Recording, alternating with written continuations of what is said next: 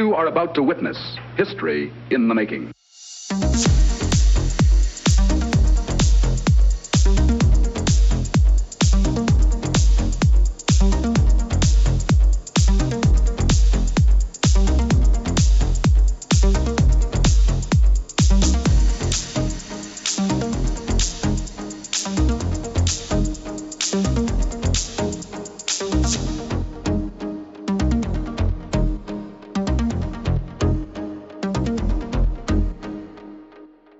Good morning, good evening, or should I say good morning, good afternoon, good evening, and welcome to another Pop Culture Gamers podcast.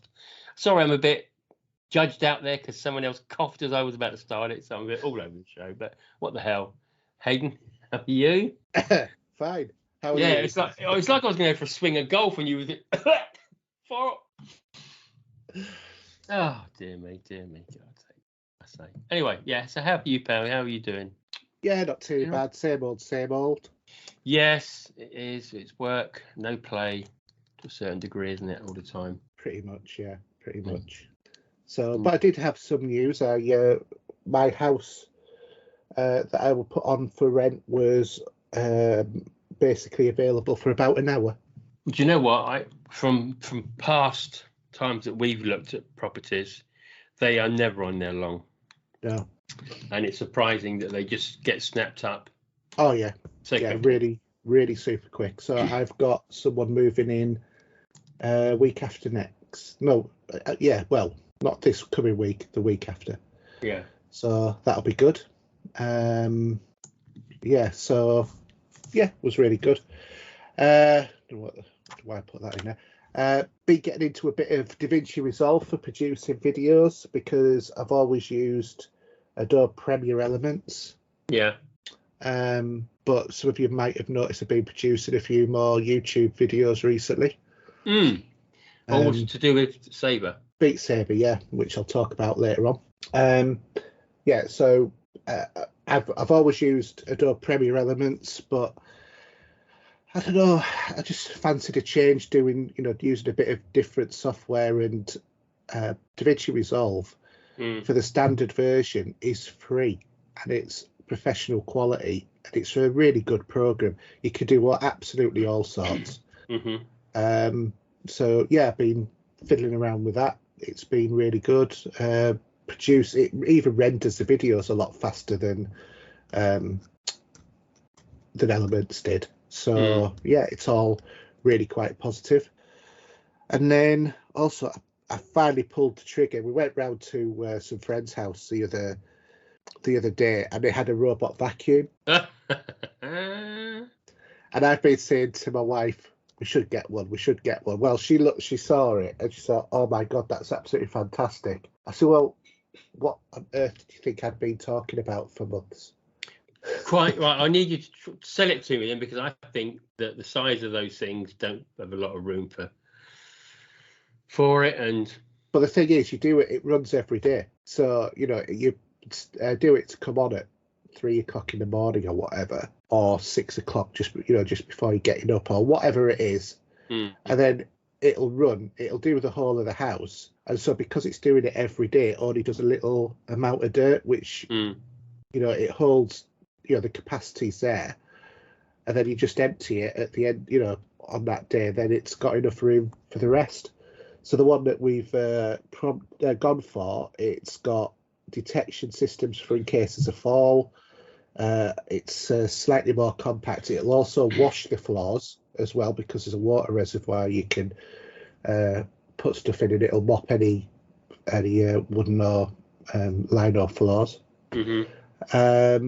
And it's got an app, and I'll be able to say to my Amazon device, clean the carpet or hoover the carpet, and it'll go and off it'll go and do what it needs to do. I mean, I'm just looking at Amazon out of curiosity. They're as cheap as 93 quid, but this one actually is a limited time deal. It's normally 179.99. It's a Dean Key robot vacuum, upgraded 2000 PA suction for pet hair and whatever. Yeah. You see, we're in a bungalow now, so it'll do the whole thing. That would be ideal, but you haven't got any pets, have you? Yeah, I've got a dog. What does he think? Of course, you have. What does she? She. He. Okay. Kylo Ren, yeah. Yeah. Sorry, yeah, I know. Yeah. Yeah. Well, we're about. Also, the other thing is we're going to get another dog. Are you? But I'll come to that. Yeah. Okay. And we're going to call that one Loki. But yeah, the one I've gone for is a Bugatti 4-in-1. Mm-hmm. That's the one I've gone for. You see, for 93 quid, I mean, that's not a bad deal. That's normally 180. Yeah. See, they don't give the same deals to people. Don't they? No, because I didn't get that deal. You save £86. Yeah. You thought I could spread the cost a little bit and just pay for it a bit each month. Yeah, exactly. So there's a lot of different things that you can do. That, it's great that Amazon's now got all of these financial offers on there. But yeah, hopefully it'll be good. I'll let you all know how it is, and also how much Kylo starts going for it because he hates the vacuum cleaner. Just thinking what Yoda would think. He'd probably sit on it and go with him, wouldn't it?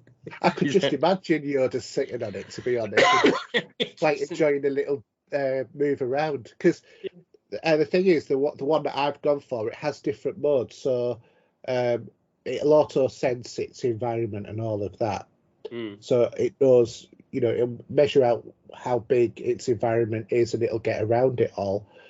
But it'll either go in straight lines or in circles, or going, like ever decreasing around the perimeter. Yeah. And stuff like that. So there's lots of different ways that you can set it to actually clean your carpet. What about the charging idea with the docking bay for it? As I would have called it. Oh yeah, well it just goes and docks itself and recharges. Yeah, that's just part of it as standard. Yeah, it's expensive as £1,500. Oh yeah, they can be really expensive. There's also some other limited time deals. There's another 4 different ones there. I mean, one per. It's 350 down at 269.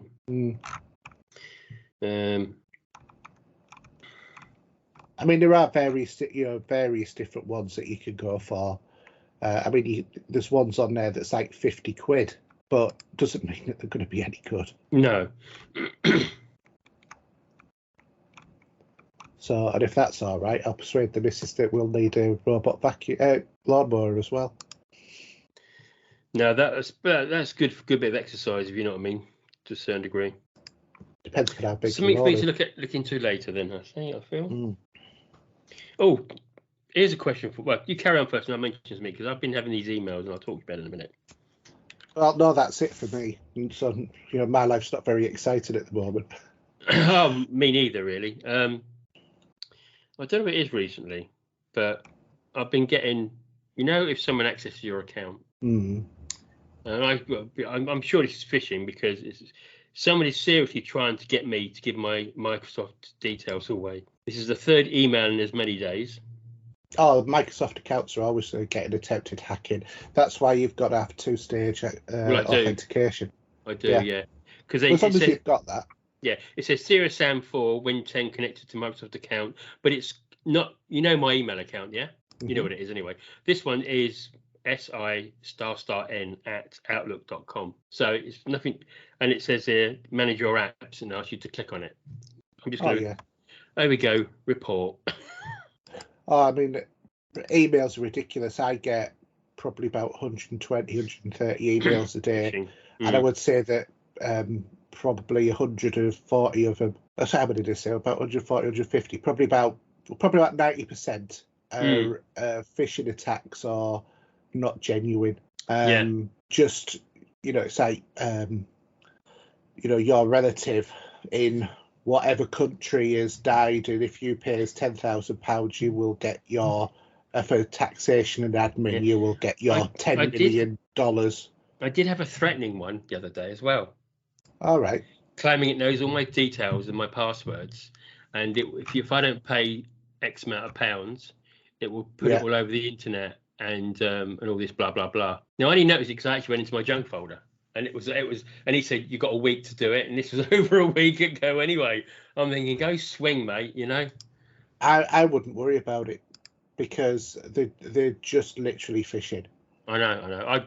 We have a thing at work where we're always regularly having his little toolbox talks, and also little things to do with fishing, because within companies, as you can imagine yourself as well, that you've got to be a keen lookout on what you're getting as through as possible, even personally, like an Amazon email or they're really trying to fool you into getting your details. Oh yeah, that's why if I get an alert, I always go to the website and log in my normal way rather than click on the email. So, for example, I had a really weird one, which actually was from Xavi. Saying, we're really sorry, but we still haven't sent you this order. And I went and had a look at it. I've never had that order. Oh, okay. So it wasn't even on my account. So obviously they've had a problem with their, email or something like that. Yeah. No, I get that. It's, these days where, we don't, everything's electronic and it's just crazy. It is. The same. I mean, it's funny because yesterday, obviously, we had the Eurovision Song Contest, and I don't watch it as a rule anymore. I just don't. It's always been political to a certain degree between countries, but we were watching something and we just had, it was on that channel when we switched back to it, and it was going through the process, talking to each of the countries to give their points, and England, well, the United Kingdom was up there, and it was. By the end of that point, it was great. But then they had the telephone voting system, and it went to Ukraine. Surprise, surprise. So shame that if we haven't won it for years. If there wasn't a voting system for telephones, we may have won that just on the standard of how it used to work. Yeah. Well, it is what it is. I mean, it's it's like I'd listen to Graham Norton talk. He said, right, normally we don't get points from this country, or the French probably don't like us, or whoever, but we pally with, say, Luxembourg or someone else. Yeah, it's very weird scenario with that. The last time I watched the Eurovision Song Contest, Terry Wogan was presenting it. Yeah, I think Brotherhood of Man won it. The one last time I probably saw it. The one that finished me was when the Pet Shop Boys went for being doing the Eurovision, and they were voted off in favour of another song which did terribly, and the Pet Shop Boys released their song. Got to number one across probably. Europe, and it got to number one in most of the countries in Europe. So that was, I think it was Heart. I think it was that song. Yeah. Okay. My heart starts missing a beat every time. That one. Oh yeah. I'm sure. I think it was that song that they put in for the Eurovision, and then they didn't get it, but they released it in Europe anyway, and it went to number one everywhere. I mean, I think it's good that we come second. I think it's a good result overall. It's funny because Mrs. was about to go to bed. I said, we got the telephone poll, and I said they're probably all going to be voting for Ukraine because of their disappointment with the war and everything else, and you can see that to cheer them up and everything. And they got 600 votes on telephone polls. But the guy that the UK, he was a TikTok star or something. I don't even go there on that. No. So I mean, but it's an achievement for anyone who. It is, and I mean, I've got no animosity in how we. Oh, thanks for closing the gate, girl. Thank you very much. So it is what it is. But good luck to him on that. We come second. That's a big achievement for the UK in the Eurovision Song Contest. From over the years, we've been dreadful. But, so what have I been up to? So not really. So it's been a quiet week. I say this time of the year now, it's football, closing of the season, and we're in a battle with Arsenal at the moment to get fourth place. So that's going to be rocking on for the rest of the week. I'm sure you'd be thrilled to want to watch that, Haydn. Absolutely. I always keep going through to that Mitchell and Webb look sketch. Have you ever seen that one? Don't know if I have or not. It's what, having a blank face when someone talks to you with another? No, it's where he walks in and the other one is Webb said is like, did you see how we played last night? And it was exactly the words that you were using there. We do. And then it is weak. It's funny. I mean, it's them, but it's us, and it's just it's just the way it works. And didn't we do well last night? It wasn't me that did well. I was supporting the team and shouting at the TV. Yeah, I know. Yeah, I know, but it is the language, isn't it? Because on that sketch, if you've ever seen it, Mitchell turns around and says, "Do you remember the other weekend when I melted your face off?" And he's going, "What are you on about?" He says, "Well, you've just said because of the football. Yeah. So I decided that you were a Nazi in Raiders of the Lost Ark, and I melted your face off with the Ark of the Covenant sort of thing." And I just think it's an interesting sort of use of language, isn't it? And it always just amuses me. But I mean, I understand people supporting it. I'm not knocking or anything like that. But... Oh no, but yeah, it's we had our rivals in North London. We beat them 3-0, and it's just it's just bouncing around for the next. I think next weekend will be the end of the season, so we'll see what happens. Then do I get rid of Sky Sports for a while or not? Because to be honest, I don't think it's worth just taking it off for what it is. It's more harder to put it back on than it is to take it off. What, phone call? No, Sky Sports. If you say, "Oh, I'll take it off for the rest of the season now till the season starts." Well, why don't you just go onto the app and just cancel it? I don't know yet. I don't know what I'm going to do it, but I'm looking at possibility because Tottenham are going to have a subscription service for the club where you'd be able to access all the pre-season friendlies, documentaries on players and all sorts, and every game will be free to stream and on demand for the whole season. So it's like having a season ticket. And if I do that, I'll still need Sky Sports really just to watch other games, but we'll see what happens with that and see what it comes to cost. I think because with Paramount Plus, if that's going to go to Sky, that'd be handy because that's out June the 22nd now, the confirmation. But don't you just get that automatically if you're a Sky Q? I think you do, yeah. So you do. But then again, I would like to subscribe to Disney Plus coming up by end of the month, just so I can watch Kenobi, thank you, yeah. And catch up on Moon Knight. Moon Knight, it's worth watching. Yeah. So it's definitely worth watching. Yeah. The last thing I did was did a podcast yesterday with Wrong Reel on my top 10 favourite Lalo Schifrin scores / TV scores, which is good. That was a nice bit of fun. I think he's an absolute legend, that guy. He's surprising how much stuff he's done over the years, and also the struggle of him getting out of Brunei. I can never say it now, out of Argentina, because he was during the wars that were going on as well at the same time. But yeah, really fascinating guy, and some superb music there from him as well for the movies. That's it from me, really. I think got anything else. Shall we move on to Gaming this week? No longer a dream, but a reality.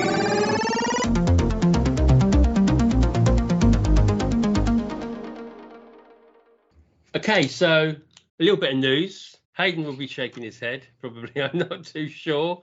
But the most dreaded bit of news that some people have been saying was going to happen, some people say it wasn't going to happen.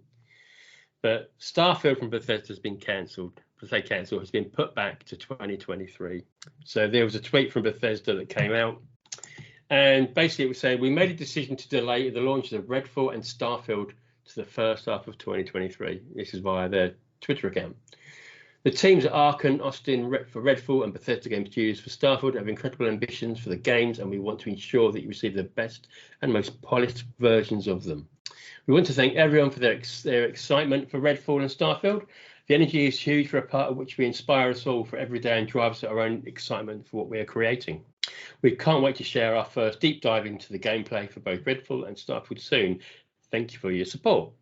So Starfield was going to be set to arrive on 11th of November, 11/11/2022. That's been pushed with a key. That was positioned with a key for both Bethesda and Xbox holiday season, with the first party Xbox and Bethesda games, which will be launched straight onto Xbox Game Pass. My mouth is really dry and I'm tongue-tied here, but sorry about that. So we're still going to have that Bethesda and Xbox show. I'm assuming we're going to see something from them about it. I mean, I'm not crying over spilt milk, but I am a little bit upset because that was what I was really looking forward to. Well, I think what you've got to consider, Steve, with Bethesda's... I know what you're going to say. Previous talk to the hand. Where's the camera? Talk to the hand.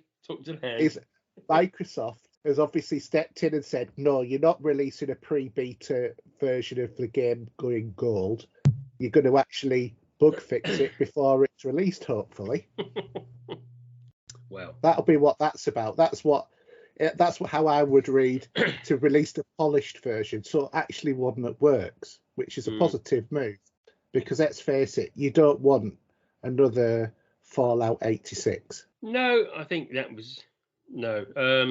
I know what you mean. Because it's not okay in this day and age to release a game in a broken state. There's no excuse. Oh, absolutely not. I know. And there's always, I mean, Bethesda games are broken all the time, and I know that they have little bugs, and some of us might call it sort of the way of the world and the way it is, but for some people, you think there's no excuse. Yeah, I think that their excuse of it's just like a cute little feature of Bethesda games kind of ran out about 5 years ago for that excuse. Fallout 76 is a different scenario altogether. It wasn't about the bugs or anything else. It's just about the way the game worked, and it was an online game, and it's not like another Fallout 4 or Skyrim or Skyrim, if you know what I mean. Or Fallout 3 or Fallout 3 New Vegas. No, it wasn't. It was something completely different that we thought was going to work. And then again, they've had loads of updates. Apparently, it's doing well. I've not dialed back into it myself, but yeah. And you were so into that, and you've never gone back. And that helmet is up there, looking at me like this. Yeah. But, and you add your cloth bags to your rough nylon bags, and then yeah, I've got both of those. Yeah, I've still got, and they've got the little soldiers, Toy Story soldiers. Mm-hmm. They come as well, and that's why I don't think the last time I bought a game that had a special edition of some kind that was something in your hand, if you know what I mean. I think the last one I think that was the last one I went for. I've not done it since. I've only ever bought 3. Yeah. And that was Destiny. But that was one with the book and that the extra big version. You did get a statue. Yeah. And Elder Scrolls Online. Oh, okay. And the new version of Doom. I mean, my favourite one I do have Fallout 3. I've got New Vegas. I've got the set for that. I don't have the game anymore, but it's all digital. But I've still got the chips and everything else. Well, you've still got the game then, haven't you? No, the game isn't in the box anymore. I should probably get one just to put it in there, if you know what I mean. I should go to CEX and pick one up. I'm sure I can find one on the cheap. Actually, I've just thought to that. I've also got Halo Guardians, 5 Guardians as well. I picked that up for 25. And I still say my favourite, if I just move that and I can probably get to it, because it's massive, it's heavy, is that. BioShock 2. Yeah. And it's that size because there's a vinyl album in it as well. But that's my favourite I've ever bought. And also the idea of oops, I've just gone in there. I got the PC version of BioShock as well, so I got the Big Daddy statue as well. So the one that I really wish I'd bought, and I had several opportunities and I never did, was the big box collection for Hitman. The one where he was sat in the chair with his guns and it had a tie and stuff like that. I really, really wanted that. And when I decided I was going to get it, it had sold out everywhere. Yeah, I've got my Pit Boy still from Fallout 4, and the case was up there for it. There was a sort of a special edition for Halo, but that was just box set thing, wasn't it? Yeah. So that's that bit of news. There's one other bit of news I've got. Look, I was going to post it on the Facebook page, but I didn't because I was trying to do the my face thing with it. So on May the 24th, Microsoft Flight Simulator is getting the Top Gun add-on. As you know, the film's coming out shortly. I think it's out 2 days after, 27th, isn't it? Something like that. And yes, look forward to that. I mean, I did watch, and I say Tom Cruise can do an entrance. I'll tell you that now. When he flew in a helicopter and landed on the ship, this battle cruiser for the premiere, and can't wait for that film. And also that the whatever flying machines we will be getting in that add-on. And when you think going back to Risky Business with, was it Rebecca De Mornay? Rebecca De Mornay, yeah, the prostitute, Yeah, when you look back at Risky Business, who would have thought that kid would have turned into Tom Cruise, or the type of actor that Tom Cruise is? Yeah, but that young kid there in his underpants and his socks, sliding on the wooden floor, will be flying helicopters in parachutes, flying aircraft, or doing all this. This is what I mean. This is what I mean. He's an amazing. I tell you, I've got a lot of respect for Tom. And anyone just come and see me, I'll tell him off. But that's the sort of man crush you have, isn't it, for someone like that? I suppose. But yeah, no. But yeah, so that reminds me, actually, I've got on Mondo's website, I was able to continue my collection for the Mission Impossible movies. All right, yeah. Yeah, they said they were doing those soon, didn't they? Yeah, so I've got, how many now? I've got I've got 4 albums so far. So 1, 2, 3 and Fallout. But the next one in lines is out, and I think to be honest, I think I can actually say this was my idea. So probably quite a few months ago, I was talking to one of the heads from Mondo. Yeah. And there was a live stream on Instagram. I said, how about you bring out a box for the like you did for Halloween, because they had the Halloween box set, and you could buy them individually and slide them in the case. And that's a good idea. Well, that's coming as well now, because they've actually, for the first, because they've got doing 2 volumes because of the amount of movies. There's going to be 8 movies by the time they all come out. So the box set box is coming with the latest one. And that'd be great to get them all in there, in that box. And I did. I say, I think I need a little bit of comeback from that, because it was my suggestion. He said, yeah, that's a good idea. So they're doing that, which is really cool. That's coming. That's en route at the moment. And have you ordered Doctor Strange in the Multiverse of Madness yet? No, that has actually sold out really quickly. Believe it or not, there will be another run. Not surprised. So I need to see the film first. I missed that one as well. Yeah, there's always Shang-Chi and the Legend of the Ten Rings, so they've got bonds there. Yeah, no, it's really good. And also, I had my scavenger hunt vinyl is on the way as well. So the Bride of Frankenstein, and the Netflix show Fear Street, the triple album, that's en route from Waxworks as well at the moment. Nice.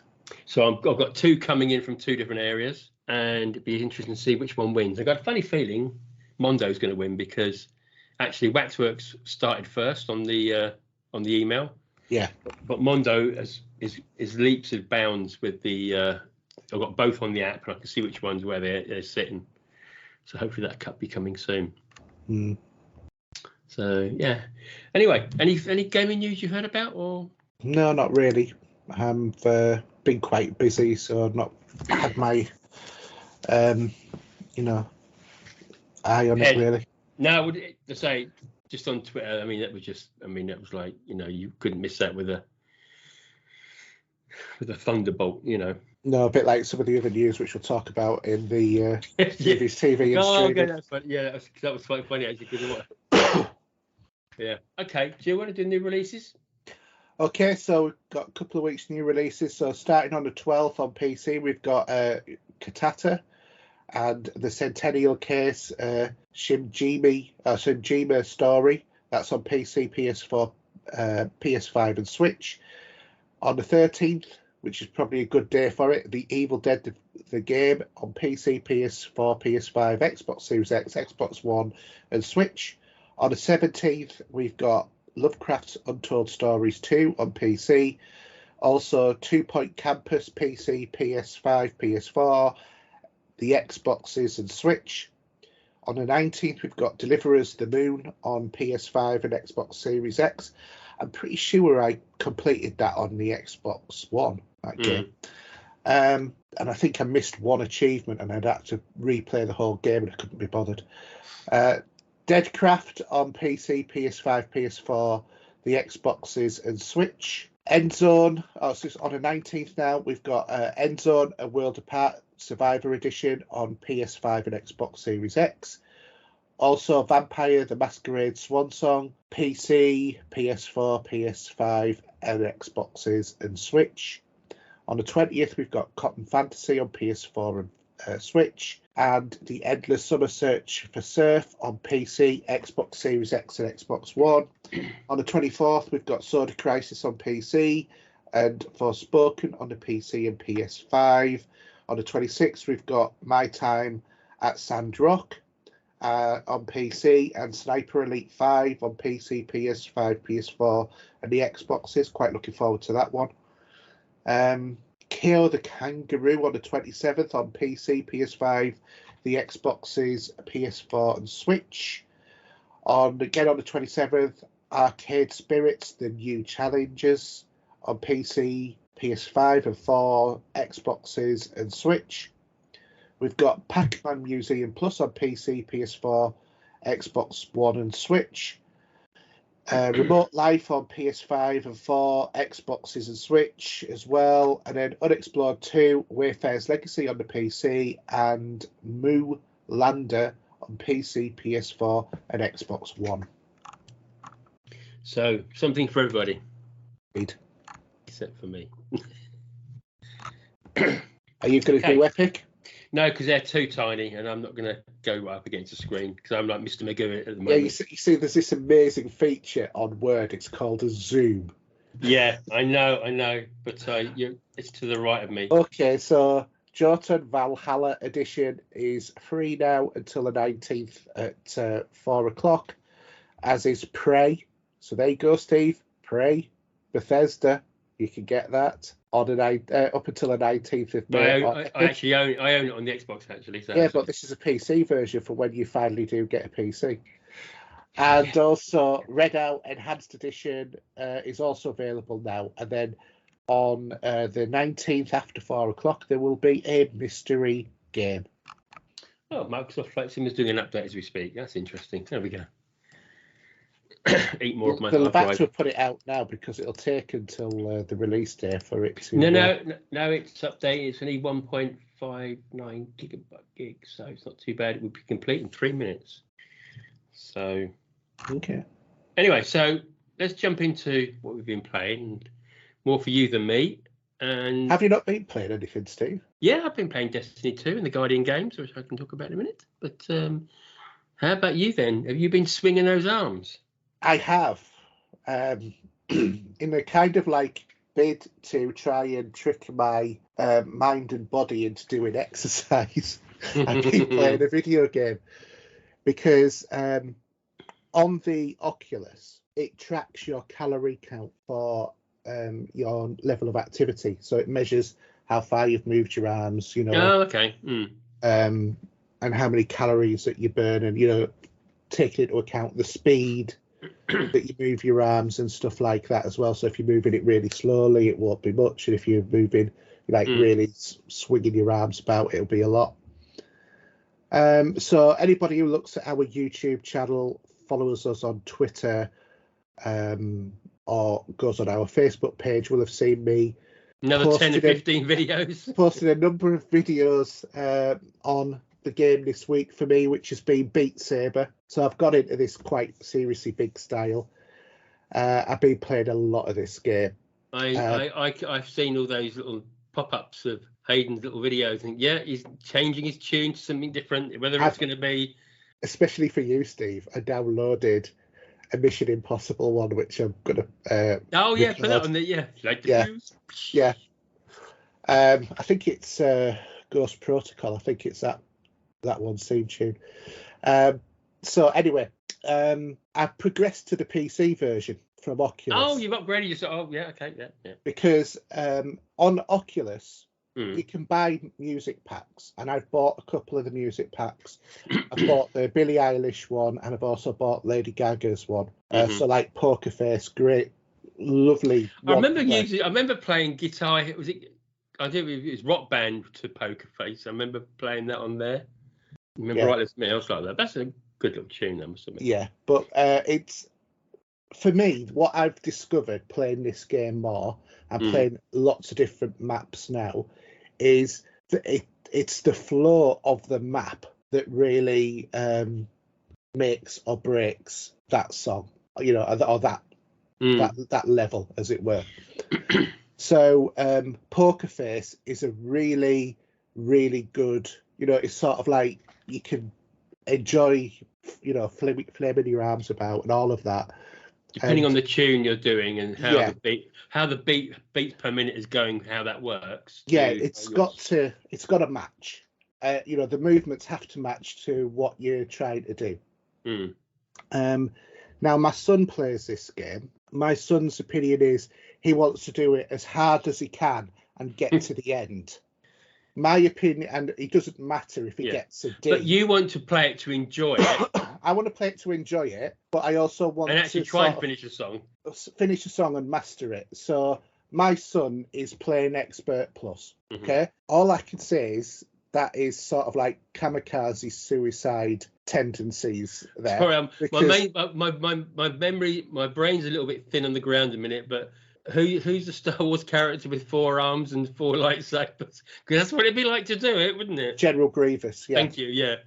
Yeah, I mean, you feel like that because you know you look like you're being electrocuted while you're trying to play Beat Saber because it's just your arms are going all over the place and it's at such a speed. But what I prefer to do is either play a normal or a hard song, where it is slower, but some of the believe it or not, some of the normal songs are actually harder than some of the hard songs. Can you actually, you download the packs? Because I'm not sure I can't remember what they do on the PlayStation, because I do own it on the PlayStation. Yeah, you can see all of these packs are available on the PlayStation. But can't you use your own music, and will it do that? No, this is the limitation on it. In terms of, certainly the PlayStation version is the worst version to get.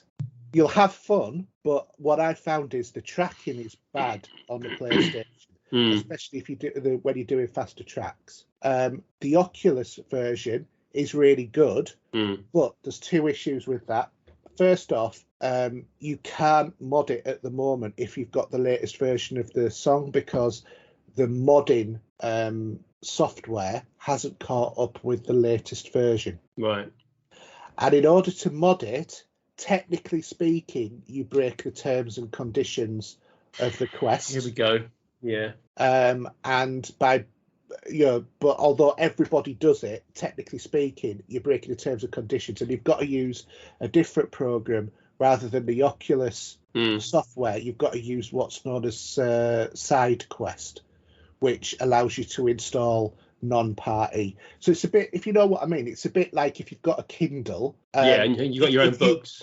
You've got the Amazon store to download everything, but then you install Google Play on it because it doesn't come as standard. That's the sort of thing it is, yeah. So that was what was frustrating me, because I knew that there was all of this whole host of other tracks out there that I thought I really want to play some of the ones, particularly like, for example, Little Shop of Horrors. Which I was about to say it. So they were in there then, were they?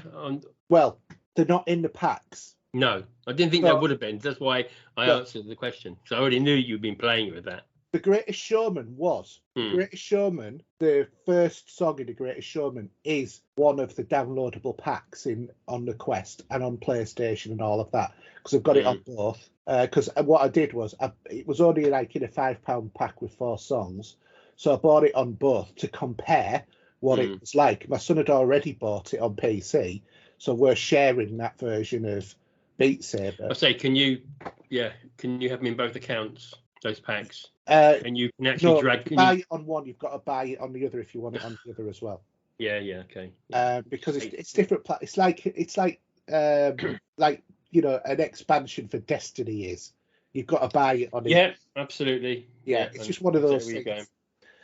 So anyway, I thought, right, I'm going to use my son's version of Beat Saber. I'm going to install it on my PC when he's not playing it, because obviously you can't both play it at the same time, and try it on there. And it worked fine on mine. Matter of fact, it worked much better on my system than it did on his. I'm not surprised at that, because mine's more powerful. But I then thought, I want to now start modding it. So I'd looked into how you mod it.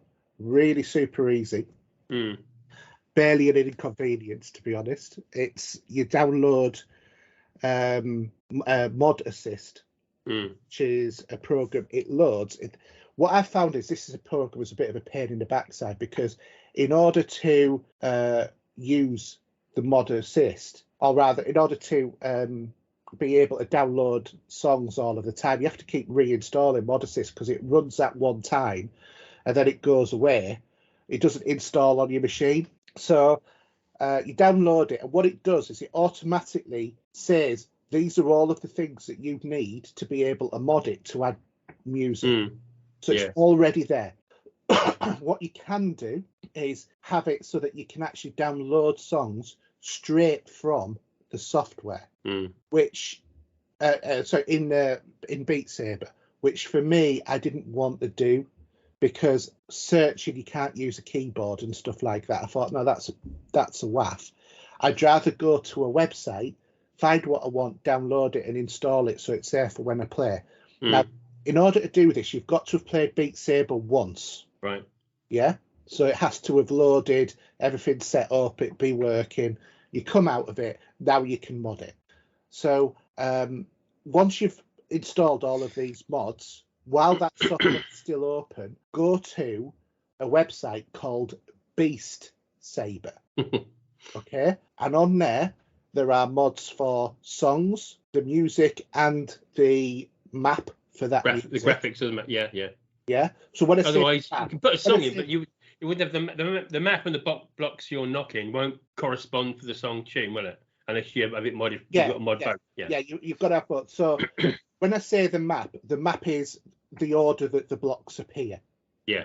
Okay. So you for ducking and diving and swinging from left to right. Yeah, get force fields and stuff like that you've got to duck and dive over, and then all of these different and then there's mines and stuff like that as well. So when you go to this website, you can download playlists. So that's like a whole pack of songs that you can install straight away. You've got to enable some things in this mod thing, like easy one-click install and stuff like that. You just enable all three of the options that are there, and it does it. It also picks up the directory exactly where it's all stored, so you don't need to even point it to it. But I just went on there and I just started searching stuff I wanted to see. So, it's like Everybody by the Backstreet Boys and stuff, obscure, some ones that were always good for listening to. So I think 61 songs later, I decided maybe I should play the game. Because you're just too busy in a sweet shop looking at what you want to put on there, and Now the problem is that a lot of the tracks are expert and expert plus. That is too difficult for me. Yeah, I'm a 51-year-old man. My physical reaction to moving my arm and body about and I'm also fat and overweight, is just, I'm not there. I'm getting better. When I started playing this game on the Oculus, I was like playing an easy level, and that was like, oh my god. Now I'm on hard levels, and I pretty much any hard level that you put in front of me, I can complete on first go and probably only drop about 6 or 7 chops. Yeah. Or slices, or whatever it is they're called. But yeah, you just install all of the ones that you want, and then when you go into the game, they're there to play. They're there, and you just go to your own custom playlist, and you can put them in. You can like ones, if you like them, you can favorite them, and then they'll appear in your favorites list and stuff like that as well. Same as all of the other tracks, and obviously all of the ones you've purchased are all there as well. Yeah. So so that's what I've been doing, and seeing as it is dead easy, all that I do is because it comes up on your screen anyway when it's playing. Yeah. So what I've done is just launched OBS to record the screen. Now on Mod Assist, there's also options to install extra things as well, like additional cameras and stuff like that. So on my latest videos, you'll see 3 different views of the game, rather than just of me playing it. And I've also smoothed out the camera because if my head was tilted, the screen would tilt as well. And, you know, that doesn't look as good. So I've tried to flatten that out a little bit. Yeah, because when you were when you put the video on it, you're watching your tilt, aren't you? So you need to have it. Yeah. I get so that. If you like, for example, the last one that I've uploaded, I think was Take On Me by Aha. Yeah, I saw that. Yeah. Yeah, so and that one's got the like little graphics in the bottom corners. My next thing I'm gonna do is you can actually put an avatar on, because all that you can see is on the external camera views is sabers moving around. Well, that will assign a figure to be playing those as well. I'm just going to Beat Saber, funnily enough, actually on my PlayStation. I've not had the machine on for about 6 weeks. I'm surprised it turns on. Just to have a look. But the thing is, with the game, there are different versions of songs. So there's the normal straight one, or there is a 90-degree mode, a 360 mode. There's one where there's no directions; it's all like spots, but they're all different. Or a lot of them are different maps, and they have different levels: easy, normal, and hard, and expert plus. Yeah. And then you've got modifiers, so you can switch off the force fields. I tend to switch off the force fields a lot of the time because, to be honest, it don't really hinder your playing, but depending upon how my back's feeling, I don't want to be ducking and diving all of the time. You know, because once or twice I'd pulled twinges in my back playing it, so I thought, I'll switch that bugger off. But you can also speed up the song. But isn't that like Benny Hill style, is it? If you know what I mean. Well, no, yes, but if you watch one of my Greatest Showman ones, that's on hard on fast play. So, but what it does is it doesn't raise the pitch of the song; it plays it faster, but it keeps the same level of pitch as it's originally played at. So it sounds okay; it just sounds like much faster. Yeah, but when you're doing something like the Billie Eilish one on Bad Guy, where you've got 4 or 5 blocks in a row and you're having to swipe up and down really quick, it's quite difficult. But for example, on there's another mode called practice mode, where you can practice, you can slow down a song so that you can learn the map and get progressively faster and faster if you want to. And if also you can speed it up. It's speeding the map up, but not the song, yeah? Yeah. Well, no, it speeds the song up as well because the song and the map go together. Okay. If you watch my videos, like on The Greatest Showman, you'll see what I mean. Yeah. But I've also done a video of The Greatest Showman on 90-degree mode. So that's not where it's coming straight at you, but it'll come over here, it'll come over here, it'll come over here. And it'll keep coming in different directions. And it's surprising how difficult that is, because you have to not only figure out what direction something's coming in, but which object is slightly closer to you than the other. And then you've got the things of something will be coming in from the right across your right hand, and your natural reaction is to swipe with your right hand, but it's actually the colour for the left lightsaber and vice versa. Yeah. And then at one point you've got stuff coming in at 90 degrees to each other. When you see something like that, right? Directions. Wouldn't you just have a decent tennis game? If there was one. Only if you're playing against yourself. Well, no, but you could be against an AI, wouldn't it? You'd just be using the lightsaber. Well, be using the ping pong ball holders, whatever you call them, with a tennis racket. Well, you can get virtual tennis and stuff like that as well. But I mean, it's just a fun game to play. Can I say, have you tried it to the Star Wars theme yet? Because I'm surprised if you haven't. No, I haven't actually. Or to one bit. I have downloaded one which is the battle with Darth Vader and Anakin. And Luke. But it's a one-bladed song. So you can specify, do you want left-handed or right-handed blade? You do that in the options. But you only use one arm for it. And I don't like those maps generally as much. I prefer 2 blades. Yeah, Obi-Wan can have only had one hand. Never used to before, but there you go. Like you could be half a General Grievous with 2 hands, not 4. Yeah. And there are different. There are mods that you can get so that you can, if you buy an adapter, you can actually stick your controllers together, and you can have like Darth Maul, double bladed. Yeah. I'm not going to go that far. And you can also have ones with like lightsabers on your feet and stuff like that as well. I think some of the mods are just a little bit silly. But yeah, I mean, in terms of practice mode, I did the Greatest Showman at 145% speed. That is frigging fast. That is really, really fast. And obviously, you don't get too many misses before you fail. And the best thing is to just obviously get right the way through with no misses. But that even on, some of the normal levels, that can be quite hard because obviously the technology is not perfect. Sometimes it misses.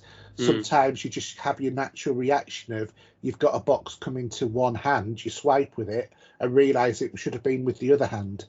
So it's just a great fun game, and it's quite good. It really does get you with a sweat on playing the game as well. Yeah, I haven't played it for a while. I mean, I've got this room is ideal now for PSVR. Yeah, it's got much more room, and I might actually give that a whirl. I mean, I normally like to just chill out in a chair and take off in the sky with a MiG or whatever it is in one of the games I play normally. That's my favourites. But yeah, no, it's a nice little way to burn a few calories as well, isn't it? So it's pretty cool. Well, I mean, believe it or not, on a day-to-day average, I've been burning 500 calories just playing this game every day. That's not bad. You could go to the gym and burn less. Yeah, and you could probably still eat a few burgers and put them back on again. Just looking at the PlayStation. I'm worried now. I tell you, sometimes my arms have been absolutely first couple of days of playing this game, because obviously you have a sweatband on, the old 80s style next. At one point I was playing one map and I could hardly see because the sweat was rolling over my eyes, but my wrists were aching because of playing the game. Because obviously it's when you're using the saber, you're moving your wrists constantly and you're doing quite aggressive moves, and you're doing that hundreds of times. That's gonna start to have an impact. But if you get a map with a really good flow, and the Greatest Showman's a great flow of a map, it really is. The normal and the hard levels, because the maps are different each level. I've had a go at the expert one, and just a little. I just don't like the map as much. So I decided I'd just go as fast as I could on the hard map rather than go up to the next level. And obviously how clean a cut you do depends upon your score as well. So you get the normal, D through to A ranks and then S and then SS rank. But if you only do like a normal level, you might only be able to get at the maximum an S rank because you can't score enough. Because it's not fast enough, doesn't have as many slices and stuff like that. Yeah, get rather worried when the PlayStation takes a while to do an update on the machine itself. I don't like that. If the PlayStation is going to fail or something. No, I think they've had a couple of big. I'm up to 9.60. It just popped up telling me. I don't know what version I'm on. He wanted me to do it before I did anything else. I thought, okay, it's fine. Just go ahead. Yeah. And when you get to that black screen and then you have the update, you think, oh, is it like something's going to go wrong? But, I mean, I've even had the missus playing this game. No, I don't. But the thing is, right, I don't think mine would get on with the idea of having it on your head. I'm just trying to find it actually on here. I'm just going through the add-ons for the PlayStation. Am I going to have to do a search probably because that's the only way to do it? They're the same on every system. It's the same packs. There you go. So it's one. It's only one pack. No, if you go into the game, there's loads. Well, I can't get into the game because I've got to have the headset on. So I'm going to the PlayStation Store. Yeah. And there is it looks like, well, Actually, there's 130 add-ons. Yeah, they're all the different tracks. So I'm looking in there now. So they're individual tracks, aren't they? They're not packs. No, some of them are packs. So if you're on the PlayStation Store page, you can see like when I'm looking at it, it's got like Beat Saber plus Imagine's Dragon music pack. Okay, so they've got what you've got here. So on here you've got £1.69 for a track by the looks of it. Yes, it is £1.69 for a track. But if you look, for example, if you do the expand, because you'll have Beat Saber, Billie Eilish right across. There's like an electronic mixtape for £9.99. Yeah, the Billie Eilish music pack's £9.99. There's several different packs. I'm just looking at. I mean, half these stuff I wouldn't even want to view. 130. Okay, here we go. There's a Linkin Park pack. Yeah, not my cup of tea. So you got the late. So the Lady Gaga music pack is £9.99. Yeah. But you can pick up her tracks individually for £1.69. Yeah, but there's loads of them. So you got the Billie Eilish. Yeah, I've not really listened to a lot of her stuff, to be fair. They're all quite good maps. What I found is the Billie Eilish ones were a little bit more challenging. Yeah. Just seeing if there's anything there that I actually know off the top of my head. I know some of the odd bits and bobs here, but there's a lot of this is going to be more, I'm not into Linkin Park and stuff like that personally. Got Green Day, for example. Yeah, here's the Imagine Dragons. There's a lot. Oh, was that it? I didn't see. There's more than what it's showing on there. You have to go into the game to be able to see. Right, because I'm on the PlayStation Store doing this. Yeah, I can't see anything from Aha, for example. But it's not. That was a custom mod. Yeah. Yeah, you won't be able to play that on PlayStation at all. See, the ones they're showing you, they're not really. I wouldn't want to spend me cash on them because they're not ones that I think I'd appreciate. Buy Poker Face. I would recommend that. Give me some Simple Minds or some something that from the 80s. You're not going to get that on here. No, that's why you need to go on the PC. Yeah. And the PC version has all of those sort of songs. I mean, I've been doing some Queen and Pet Shop Boys and stuff like that. Because if I start the game, it wants me to put the headset on, but I can't see it. I have to cancel it. Yeah. Download. There's an update to the game as well now. Like, bloody hell. Didn't there when a time you would just put a game on and you think, right, I'm just ready to do it, and then you got frigging updates there. Sort of, you've got a time space where you think I can play now, do what I want, and you got to twiddle your thumbs and have a cup of tea while you're waiting for it. Yeah. Anyway, I'll let that crack on. When it plays the songs on faster, by the way, sometimes you can't really tell that much because it does a good job of actually playing the song. So I was playing Bad Guy by Billie Eilish, and I was like, oh, this feels a little bit more challenging than I remembered it. Forgetting, of course, I'd been playing immediately before The Greatest Showman on super fast mode. So I was playing the same one. I was thinking, it seems a little bit faster than what I remember this. And I couldn't figure it out until I got to the end of it. And I looked and I thought, oh, that's why. Back to normal. Switch it on normal. And then that's a little bit more sort of like Zen, because it's quite nice playing it as a sort of like more Zenified game, as it were. Yeah. But I'm sticking out some regular content on this at the moment because there are some good tracks out there. I found some interesting ones. I've got Ray Parker Jr. with Ghostbusters as one of them as well. So just for anybody who's on PC who's interested, what some of the tracks they can get are, I'm just going to do I've started a playlist on there and I'll be posting about it. So I've got a few scheduled for the rest of the week. Cool. See how popular they are. People see it would be, there's been a few watches. So yeah. Because it only takes like a couple of minutes to render the video, so it's not like it's a great shake. That's a point. So have you been putting on the YouTube channel as well? Yeah. How are you getting on with copyright? It just says copyright claim. Claim. Claim, but it doesn't stop you from uploading it. No, I've had a couple of these. I've had a couple of red flags recently on my channel, and I don't know why. It just seems to be John Williams at the moment. Seems to be the one that gets pulled. Yeah, completely pulled. And yeah, it's really weird.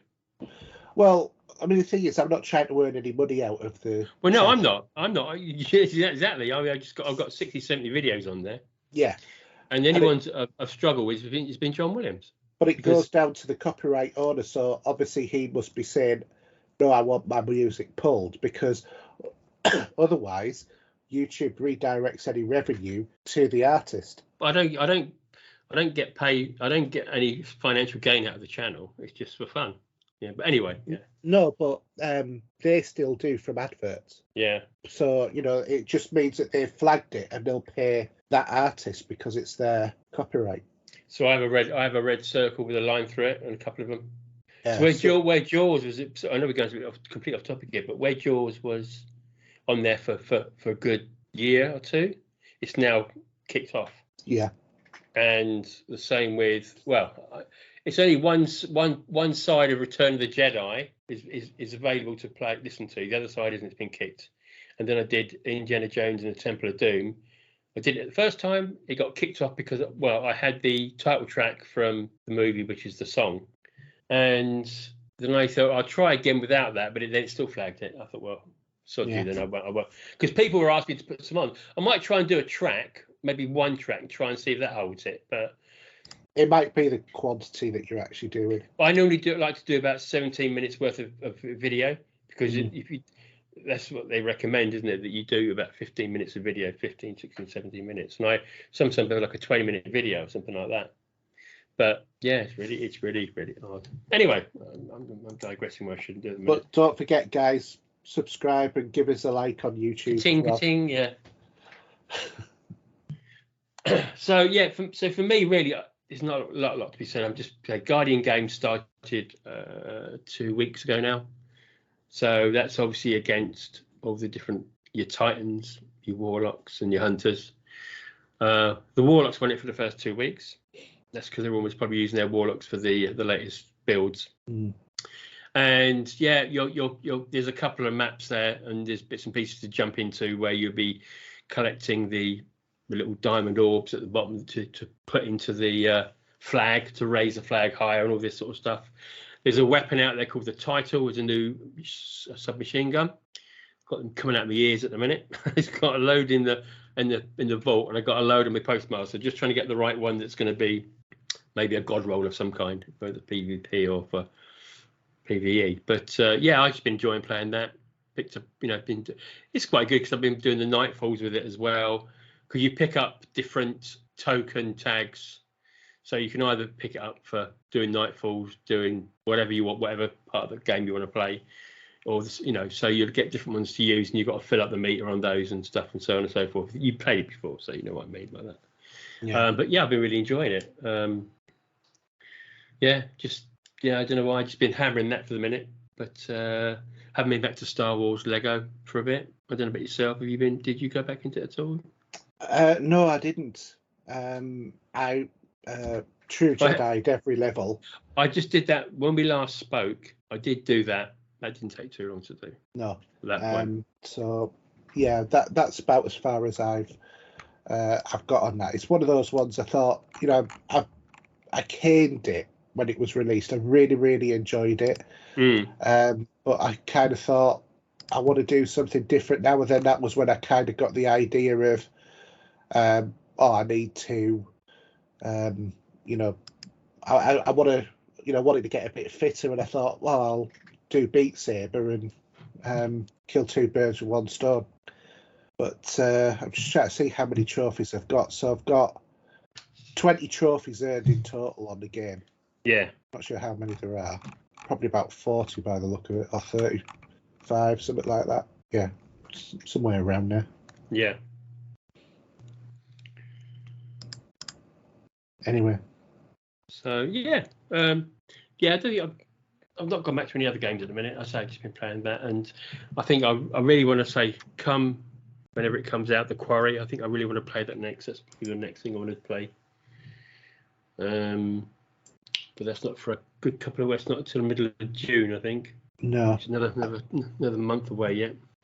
I must admit, I'm really looking forward to when my Steam Deck finally arrives, which is not going to be for another 6 months. It's a long wait, isn't it? It is. It is. I wish they would speed it up because mine's saying October or maybe later. So I've just got to be patient with it. But it was my own fault because I didn't book it early. But when it first was advertised, I didn't think I would when have you had the that money when to you book had it. that chance. Yeah, when I had the chance, I didn't think I was going to buy one. So I'm looking forward to getting it when it does arrive. I've been watching a lot of reviews and stuff like that, and it just seems to be getting better and better all the time. And interestingly, I was actually watching one where somebody that was actually using it to play Beat Saber on the Oculus Quest and hooked it up, and it works for Beat Saber. That's mental, isn't it? Yeah. Okay, so let's change our chat and we'll go to movies, TVs, and streaming. In quest of a better life,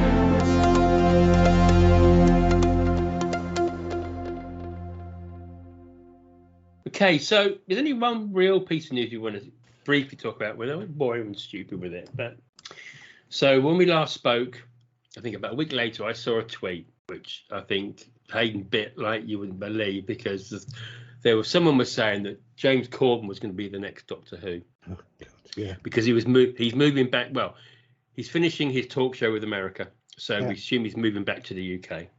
America can keep him, please. America, keep him.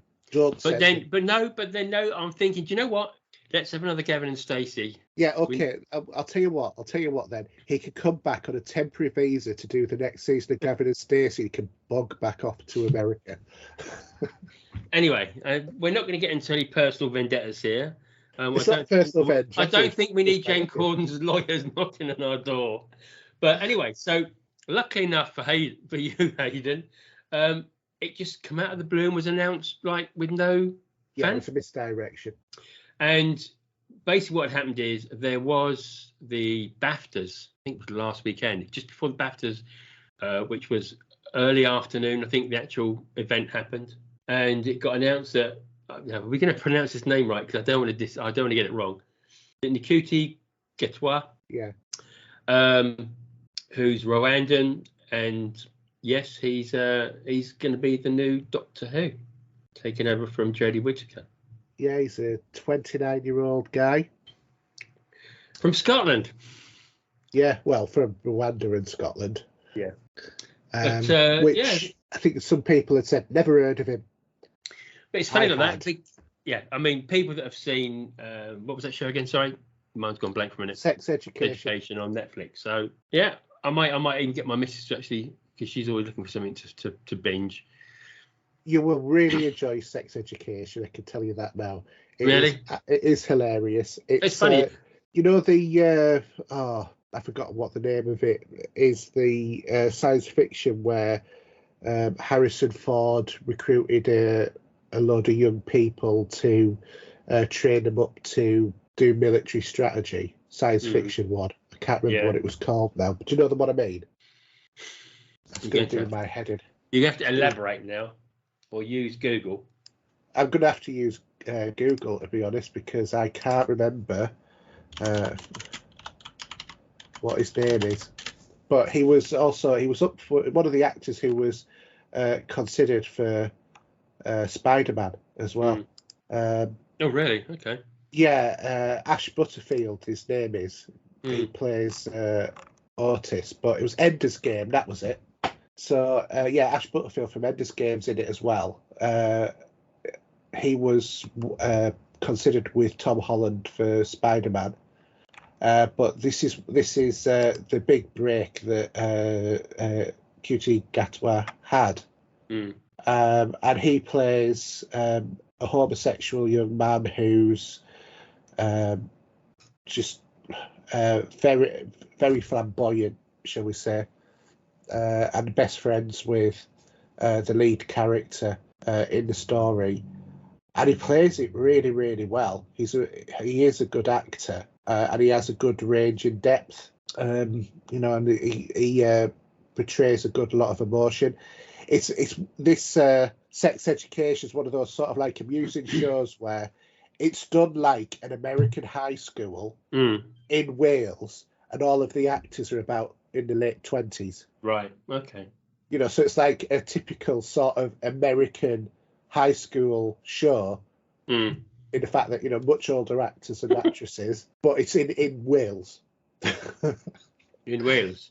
Nothing wrong with Wales, boy, or nothing wrong with Wales. Come by, yeah, and all that. But it also stars Gillian Anderson as well. Oh, so okay. She's in it. Yeah, no, I ain't seen so it.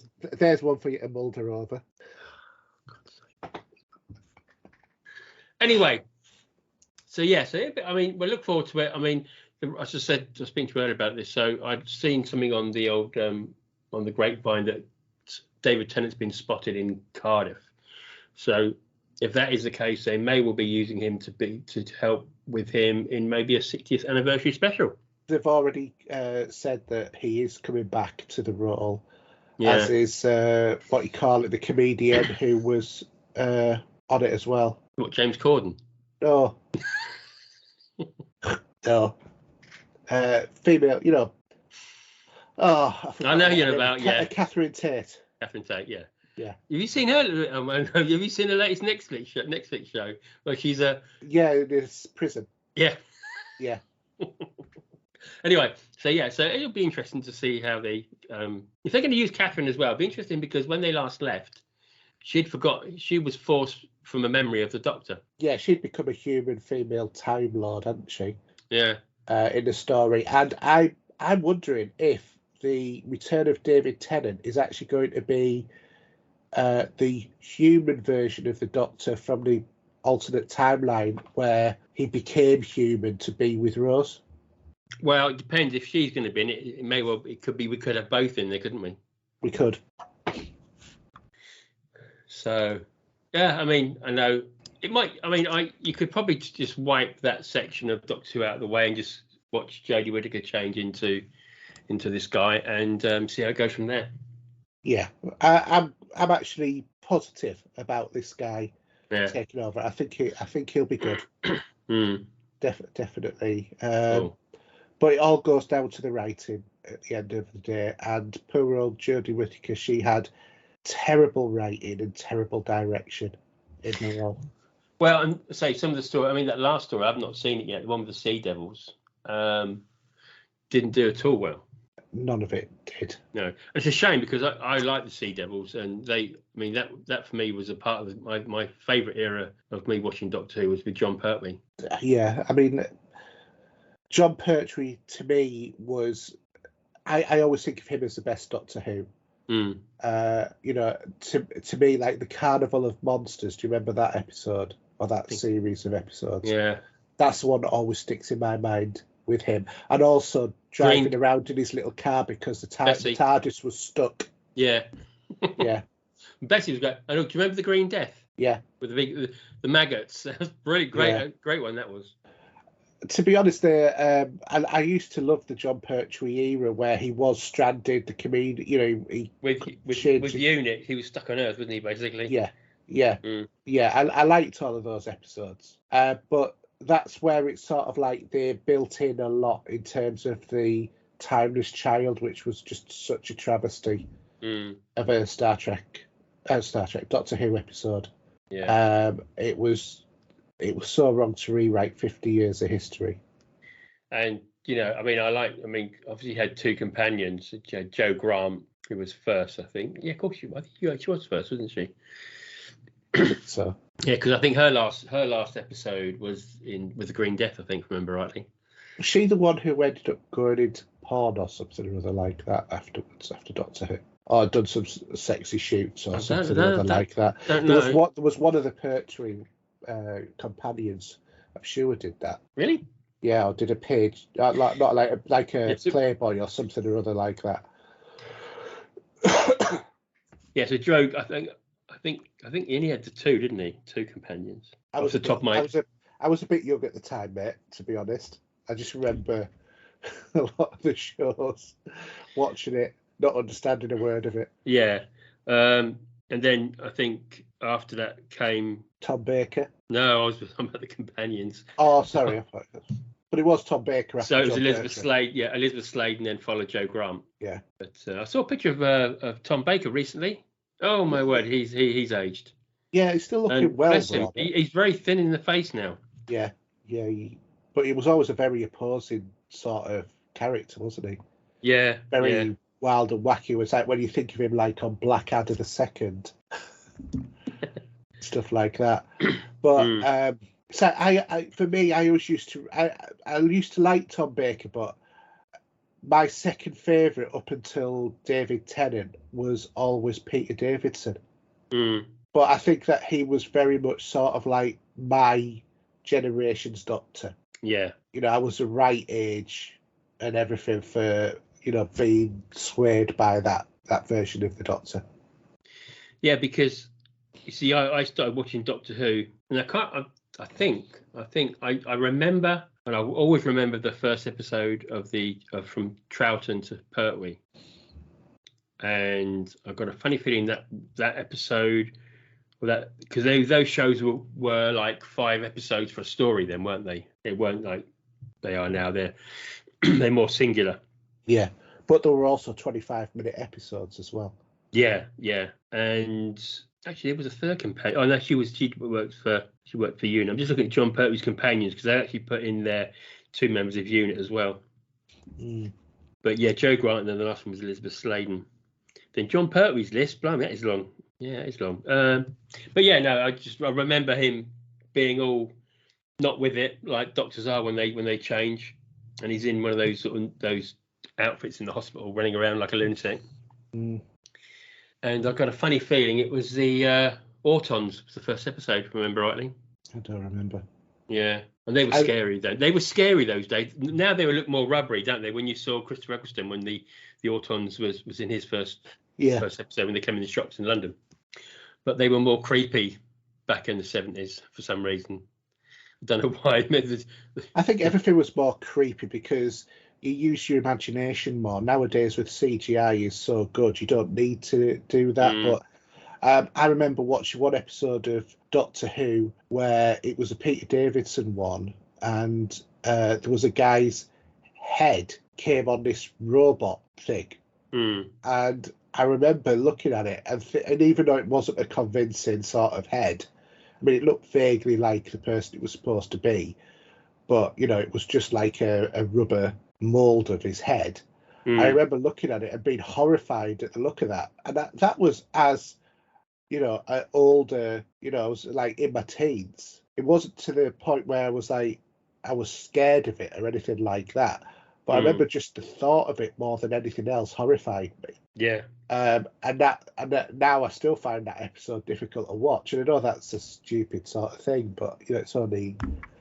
But it's just the thought rather than the actual, visuals of it. Yeah. Whereas now you don't have to have that thought because the visuals a lot of the time are so good. So it almost sort of like works against the stories. But I think the problem with the Doctor is the stories have been rubbish since Peter Capaldi. Peter Capaldi would have been a great Doctor if he'd have had better material. So would Jodie Whittaker. Yeah. It's not the actors, it's the writing. I'm sorry for you listening one of the writers, but, Yeah, it is what it is. But, yeah, I'm just going to look forward to probably watching some of them again, though, some of the older stuff. I think are they all on BritBox? I think they are. I'm not on BritBox. No, I want to subscribe it. I want to actually subscribe to it for the quick one you can do for a week or something. Yeah. Because there's a Jerry Anderson documentary on there that was it was shown at the BFI, and basically it's a documentary showing you the man, not the making of. And there's some rough times in there and some sad times in there. It's very, very to the letter, because obviously things don't go straight for any marriage. No. But yeah, I wouldn't mind actually just seeing that documentary. I think I did a quick thing on Beat BritBox for watching Spitting Image. Oh, okay. The new series. Yeah. So, but yeah. Anyway, should we jump into cinema releases? I'll do that, shall I, this time? And then you can do the DVD. So 20th of May 2022, we got The Innocents, The Road Dance, and Aha, the movie. Is that anything to do with the band? Yes. Oh, really? Okay. Yeah, it is. It's a band on tour telling the full story of how 3 young men followed their impossible dream of becoming a Norwegian pop stars when Take On Me reached #1 on the Billboard in the US in 1985. The dream came true. Just over here, I have the 12-inch single in my collection. I also got the other one as well. The Sun Always Shines on TV. Not Hunting High and Low. No, I've got the album somewhere. I think I'm sure. I've got the album on record and CD. Yeah.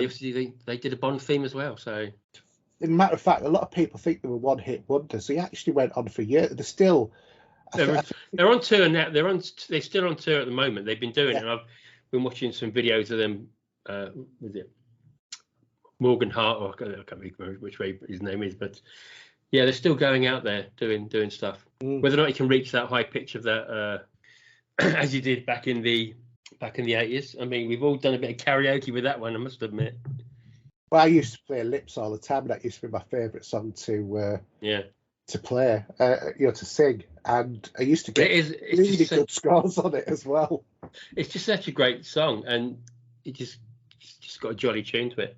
Well, that was why I did Take On Me on Beat Saber. So go and have a listen to that on the YouTube channel, guys. Okay, 27th of May, we have Top Gun Maverick, which I'm looking forward to. We've got Bob Burger's movie. And on the 29th of May, we have Elizabeth the Unseen Queen. Anything to do with the new Jubilee coming up, maybe? I wonder. Possibly.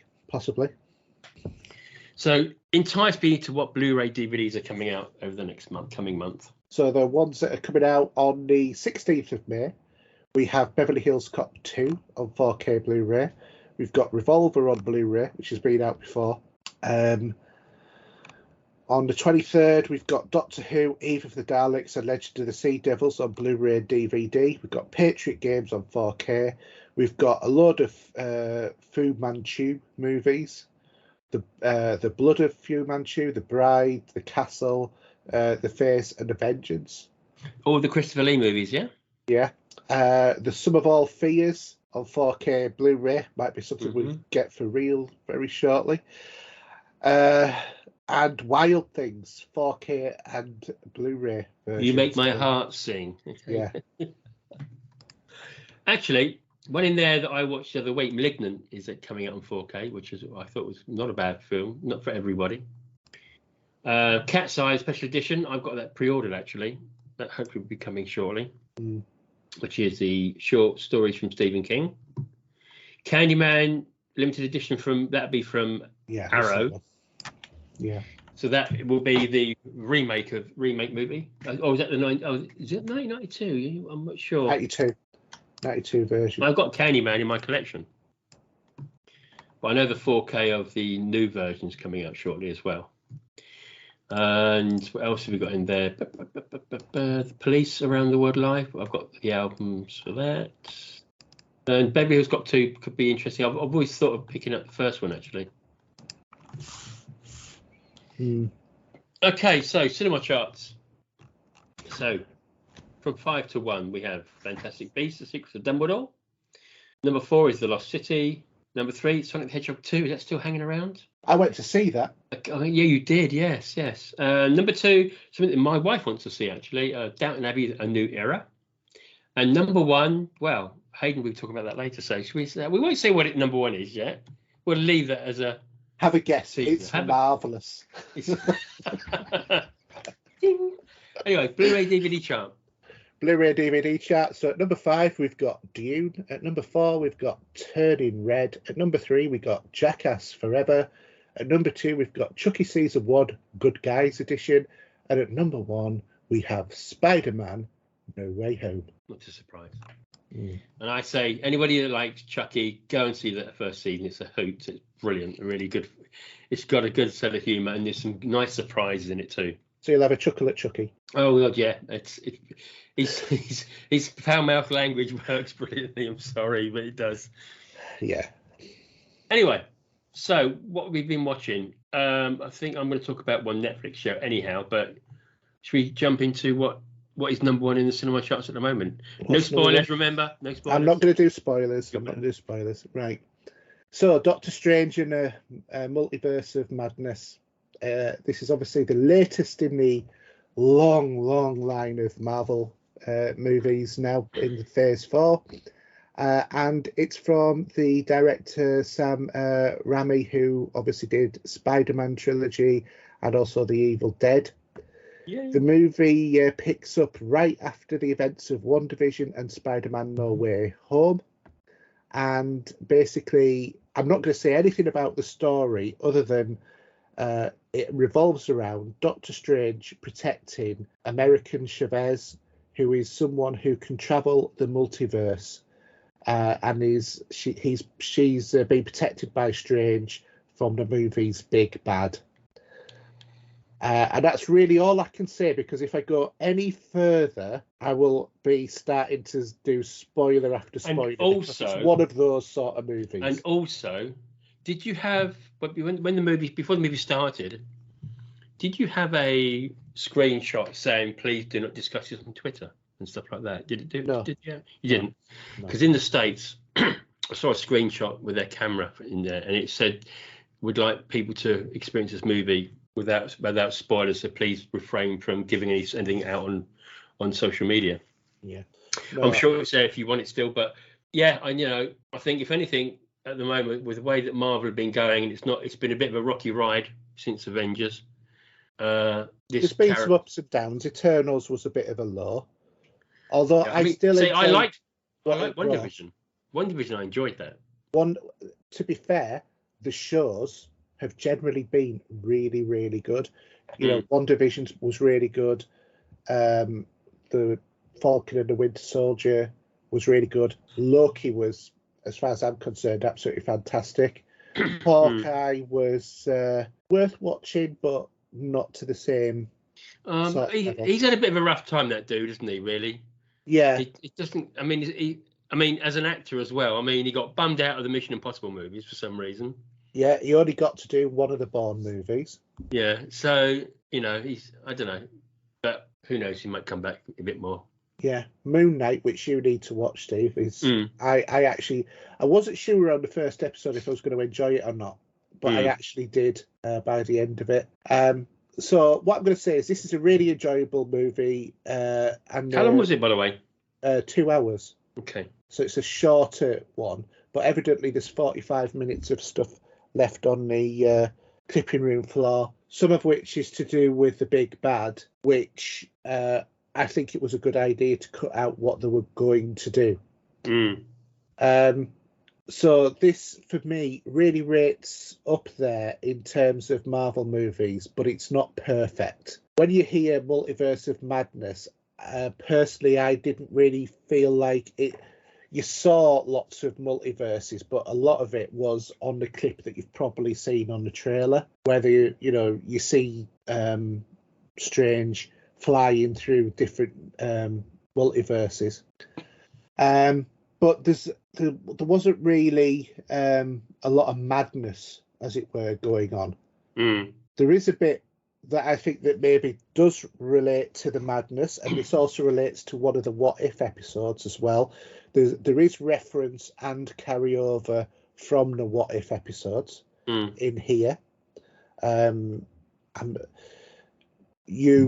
stuff that you've seen in the trailers is a little bit subversive, so there's a different context to what you think it's going to be.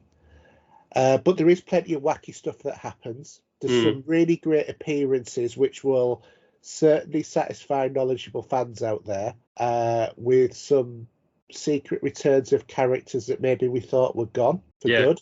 And I think I've probably built up one or two people's expectations a little bit too high there, but it's not the one that you're thinking, I think. There are some good performances by the cast as well, in terms of that multiversal variation to the characters that they've played, because you see several different versions of. I think the poster gives it. To be honest, I think the poster gives it away. The trailer does. I don't think how much. I haven't seen the final trailer, but the poster just gives that idea of that. It does. Being it's a multiverse, it's going to have multiple of everything. So I mean, it's just completely wacky and batshit crazy. Yeah, it's not as wacky and as crazy as you would think. That's the thing, because when you think it's going to be like really way out there, it's not. It's very like logical. You find out, I'm going to say it's not a spoiler if it's in the trailer. Okay, so you know that there's the Illuminati. If you know the comics, you know who the Illuminati is.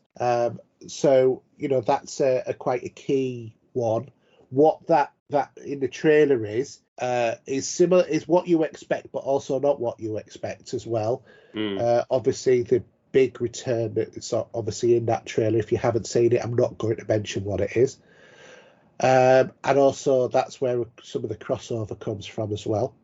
But I really like the way that like Benedict Cumberbatch played different versions of Strange. And there were slight differences in all of them. And it was quite interesting how, although they were slightly different, they came at things from a different angle.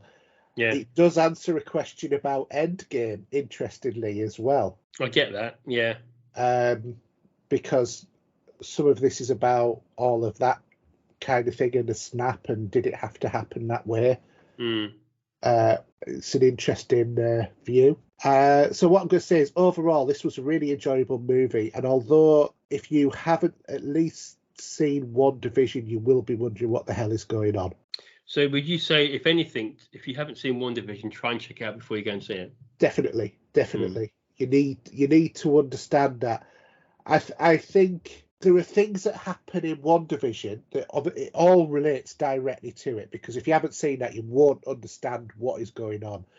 But I think that there is a disconnect somewhere between WandaVision and the Multiverse of Madness as well, because how WandaVision ended doesn't. Yeah, I'm trying to remember now, because I have seen it all. So I have seen WandaVision, and how WandaVision ends and how that one starts, I feel like is a little bit in conflict. But there's also a great cameo as well. I mean, there's a few cameos I should imagine. There is one in particular. Yeah. With Bruce Campbell. Look out for that one. It is hilarious. With Sam, we're going to say, but this is maybe not now. You're going to spoil territory, but Sam Raimi obviously did Evil Dead. Bruce Campbell was in. Well, Bruce Campbell's in a lot of Sam Raimi's movies. That's the whole point. That's a bit like saying it's a spoiler saying that Stan Lee appeared in all of the Marvel movies. Do you know what I mean? Bruce Campbell appears in all of the Raimi movies. Was he in the Spider-Man movies? Yeah. So I'd have to rewatch to double check. On the first one, he's the announcer where Spider-Man, in Tobey Maguire's one, where he goes to do the cage fight. He's the announcer who calls him Spider-Man. Oh, is he really? Because I'd have to go back and have a look. Yeah, he is. Trust me. Oh, funny saying that, right? I've got to say this. Danny Elfman's score for Spider-Man. Yeah. It's finally coming out on vinyl. All right. Christmas it's coming out, but you can pre-order it. It's on gold vinyl. Right. I've just pre-ordered it on Amazon, by the way. Okay. So if I great bit of music on that Spider-Man score. But yeah, no, going back to that. Yeah, no, I'm a bit of a Bruce Campbell fan. He's back batshit crazy himself, to be honest. He is, and to be honest, I think he's probably earned his whole career on the Evil Dead movies. Well, yeah, why not? I mean, the Evil Dead movies, the classics. I mean, they were, the first one got banned, classed as a video nasty. I saw that in the cinema, freaked the living daylights out of me watching that in the cinema when it came out. Then obviously leading on to Evil Dead 2 and the third one, which was the even worse, batshit crazy one of the three, to be honest, even though the second one was more of a comedy, but it was still gory. I love the fact on the second one where his hand gets possessed and then he finally cuts his arm off and he captures his hand under the bucket, and then he puts the books on the top, and the top book, do you know what it says? Go on, remind me. A farewell to arms. Oh god. Yeah. So I just love it's like little bits like that. It just perfect.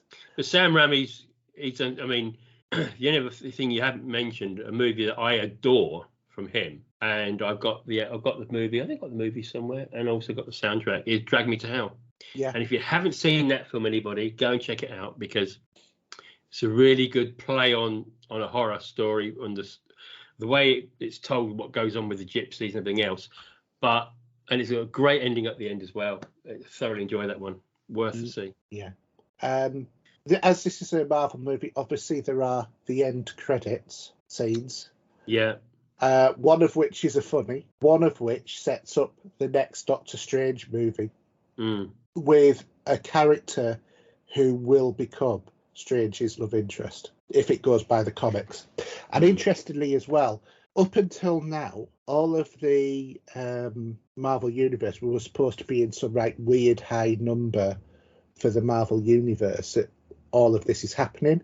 The movie's now set it in Universe 616, which has significance in the Marvel Universe. So if you want to know why, read the comics. I'm not going to spoil that for you. So that well worth going to see, but for God's sake, watch WandaVision first. You don't need to have seen Spider-Man, because it's more kind of reference if you blink and you'll miss it sort of thing. But you definitely need to have seen WandaVision. Yeah, it's doing very well at the moment as well. I mean, Firestarter's out this week as well, I think, funnily enough, and there's another couple of movies just coming on the back of that. But I think it'll be number one for quite a while. Yeah. I also went to see Sonic the Hedgehog 2. That's all I'm going to say about that. Well, at the cinema? Yeah, my son wanted to see it. Oh, okay. Well, he's a big Sonic fan. He wanted to go and see it, so we went to see it. That's the same as I had to take the kids to see one of the Chipmunk movies. I fell asleep in the cinema and let them watch it. Oh, I didn't fall asleep. I did go to the cinema at York, and bearing in mind I had a £20 gift card, and somehow it still seemed to have cost me an extra 16 quid. And I was like, you don't want to go to the Empire Cinema. You ain't going to any cinema if we're going to have to pay these prices again. I couldn't believe how much it was. And all we had was we went in, there was two of us, and we had a Coke and a packet of sweets each. It was like 35 quid. 36 quid. I was like, no way. And I had to drive to York as well, so that was like a 35-mile trip. I just thought, no, this is ridiculous. I could have gone to Catterick, which would have been 8 miles away, and it would have cost me, for the luxury seats, £6.99 each. Yeah. Our Odeon at the moment, I don't think there's a great deal. So there's obviously you got the latest movies. They're doing a lot of old movies at the moment as well. And they're showing some of the Bond movies at the moment. All right, yeah. Some of the earlier ones, such as like Thunderball and stuff like that. If you've never seen them on the big screen, you've got a chance to go and check them out. So, yeah. Well, obviously I live near Northallerton, which is, obviously the county town for North Yorkshire. We're not as big as Harrogate by any way stretch of the imagination, which is also like the big town in North Yorkshire. But we are in Northallerton getting in every man's cinema. Yeah, we got a local cinema that it sort of does old stuff, and it's a really old vintage cinema.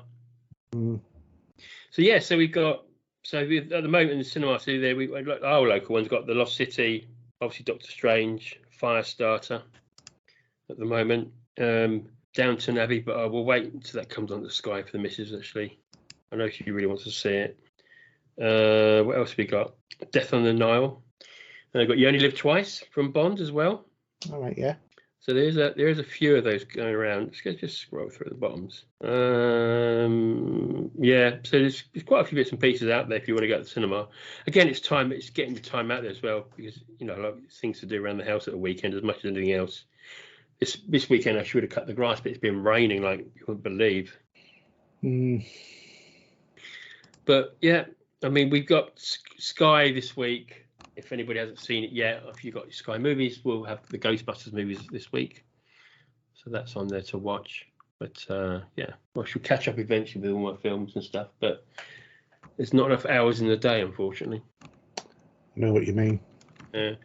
Okay, so what have I been watching? So really, we have been watching something we're not going to talk about. But anyway, something I can talk about is something that's from 2018, believe it or not, and something Haydn's already seen, and I didn't catch it when it was on the BBC.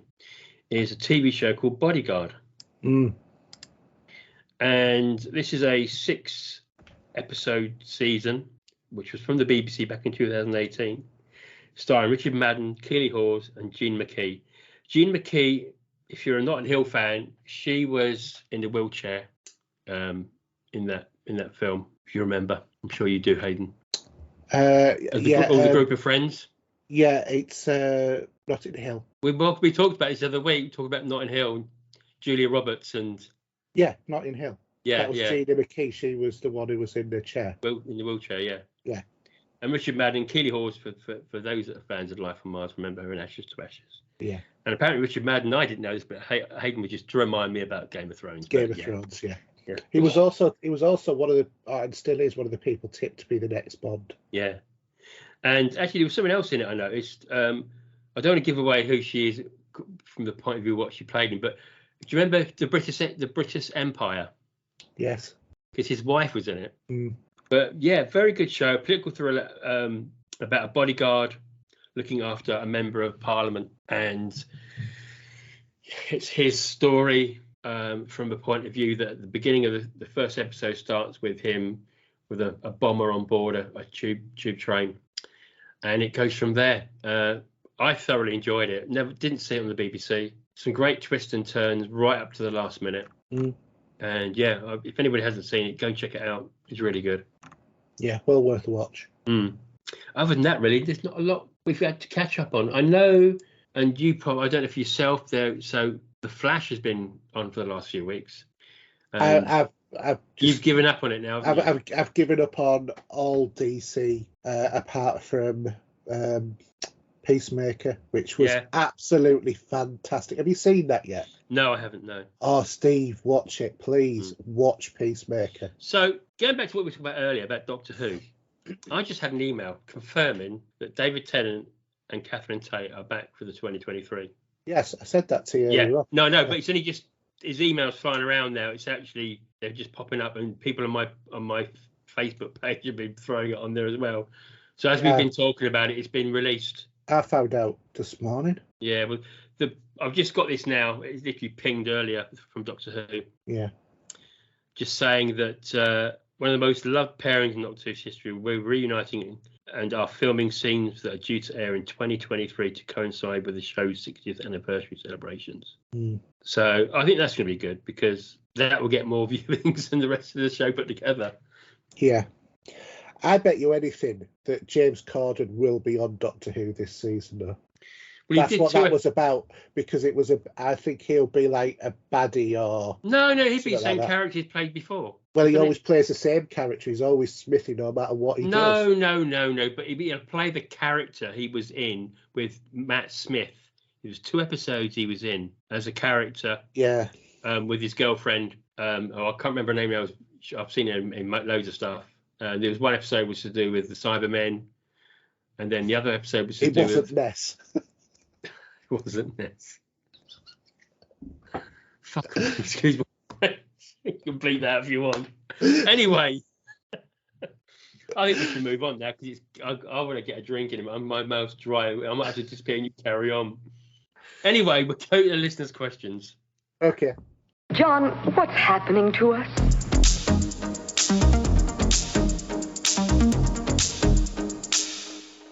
Okay, so obviously Mark's given us 2. Thank you very much for that. So his first question is, do you play online mostly, well, I think this is weird, not worth, but do you play online mostly with people you know in the world, or you tend to play with randoms?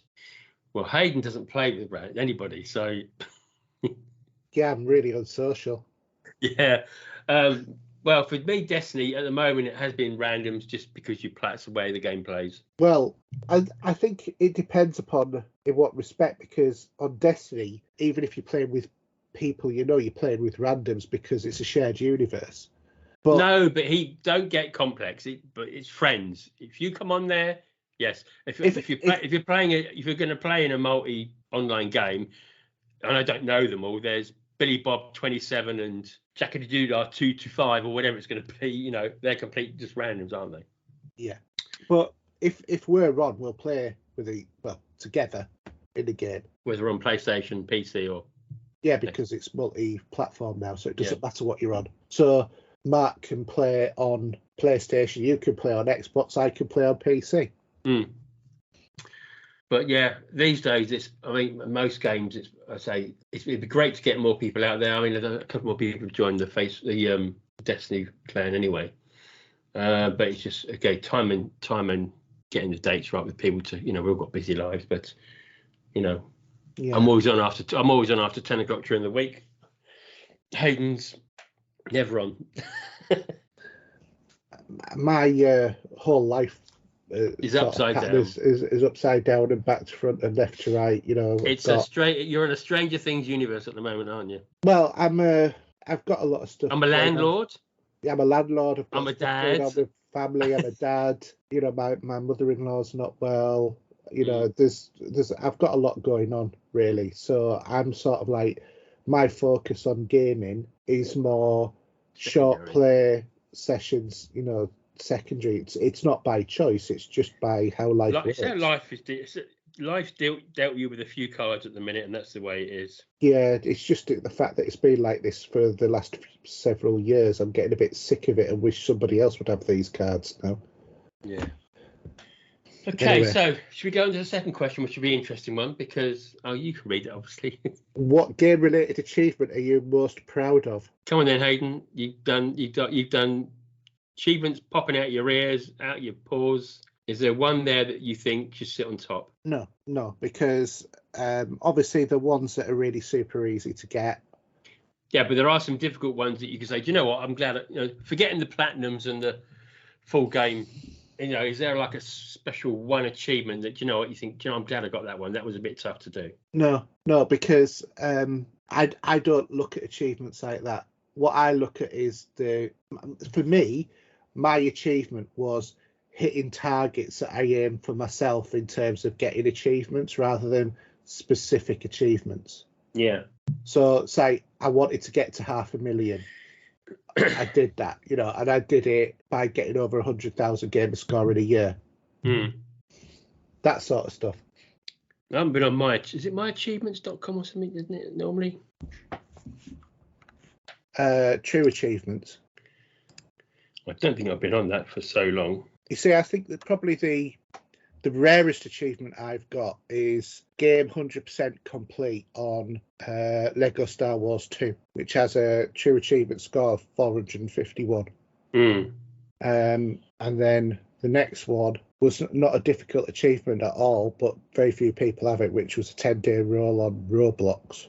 Right. And then the next one was on Subnautica, Gone Among the Stars. And then the next one was on Bright Memory, Grave Robber. And then the next one is Complete the Adventure for Tomb Raider Legends. I'm not logged in, but I just put my gamer tag in there just to have a browse. Unfortunately, what it does do, though, it just gives you the last ones you've had. Because the last one I had was in Tunic. Should I tell you what your... Well, my game score is, that's irrelevant, to be honest. So your rarest achievement is beat the best on Snooker National Championship, which you got on 9th of June 19. 9th of June 19, and that's my birthday. Yeah. And then your second one was FIFA 06 on Cup qualification, and your next one, get your flask ready, mate. Train Simulator World Centurion. Yeah. And then your next one is Monopoly Plus redeemed. Oh, sorry, no. Now we can play. And you also got redeemed on Red Dead Redemption. Yeah, so those are your rarest achievements. I think the redeemed one. What does the redeem one? Do you remind me what that was? 100% in single player game completion. Yeah, that's the one. Yeah, beat that somebody. I'll tell you what. If you actually had to go for it, the longest grind of two games I've ever had to 100% complete was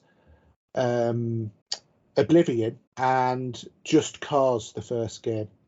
Both of those are completed 100%. They were grinds. Yeah, I'm just looking at my stats, but they're irrelevant, to be honest, I think.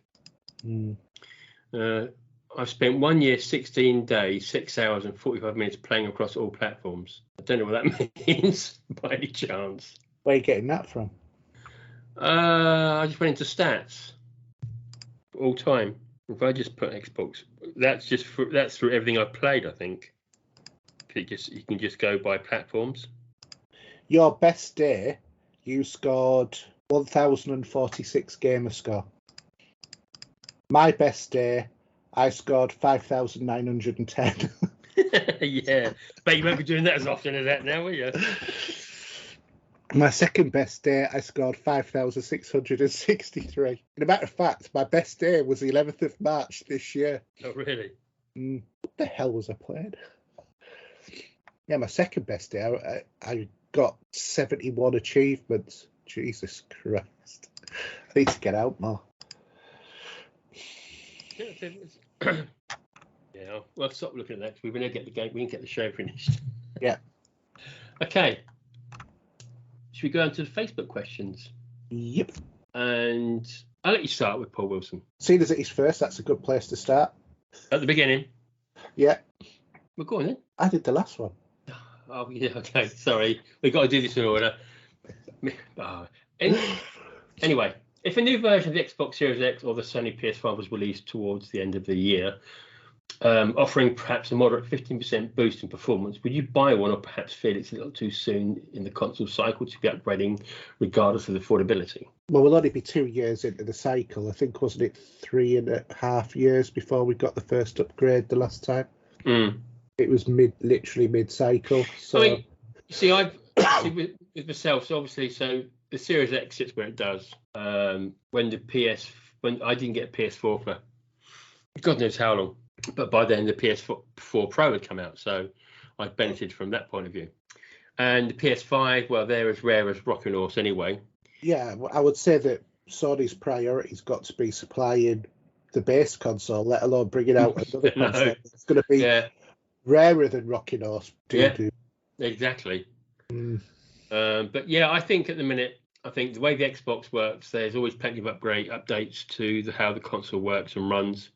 Yeah. I'm assuming PlayStation's doing something similar their end. Do they have as many updates, or are they a few and far between? What, in terms of the interface, do you mean? Yeah. Do they? What do I say? Is that with the amount of updates, I know we're in the beta, so it's a bit slightly different to say, but the main ones. There always seems to be a regular throughput. Yeah. But who knows? End of next year, they might say they're going to bring out a Sony PS5 Pro. You never know. Well, I'd heard rumours that they both were looking at it. Yeah. But I would say, I think the thing is, the last generation of consoles, certainly more the Xbox One rather than the PlayStation, but that console felt like it was struggling. Not games, not sales. I mean, as a console, it wasn't quite powerful enough. I felt that the whole of the last gen at the beginning was underpowered, and it wasn't until you got the Pro and the One X that you actually got next gen. Last time it was I feel like it was a mid-gen upgrade from the 360 getting the One and the PS4. Yeah. More than anything. So this time I feel that it is a proper upgrade.